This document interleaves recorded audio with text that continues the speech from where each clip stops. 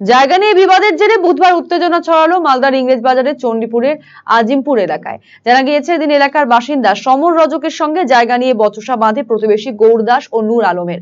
অভিযোগ, সমর রজকের মালিকানাধীন একটি জায়গা বিক্রির জন্য বহুদিন ধরেই চাপ দিয়ে আসছিল গৌর দাস, কিন্তু বসবাসের জায়গা বিক্রিতে রাজি না হওয়ায় এদিন তার বাড়িতে সঙ্গীদের নিয়ে হামলা চালায় গৌর। বাধা দিতে গেলে সমর তার স্ত্রী ও দুই কিশোরী কন্যাকে মারধর করে তারা। পরে তাদের আসবাবপত্র এবং বাইকে আগুন ধরিয়ে দেয় অভিযুক্তরা। খবর পেয়ে ঘটনাস্থলে পৌঁছয় ইংরেজবাজার থানার পুলিশ। এই ঘটনায় গৌর ও তার সঙ্গীদের নামে থানায় অভিযোগ দায়ের করেছে আক্রান্তের পরিবার।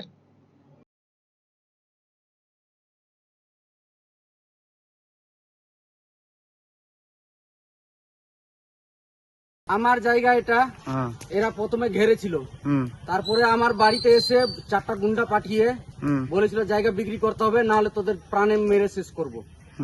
কারা? নূর আলম আর গৌর।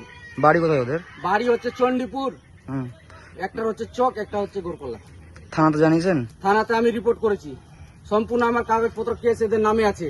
এবার আমাকে বললো আমাকে কি তোমার জায়গা তুমি ঘেরে নাও। আমি আজকে আমার পরিবার নিয়ে এখানে সম্পূর্ণ আমার জিনিসপত্র নিয়ে এসে আমি বসবাস করি, 2টোর সময় বসবাস করেছি।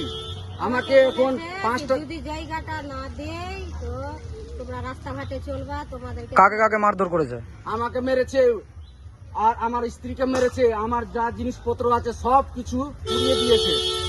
আমি ন্যায় বিচার চাই।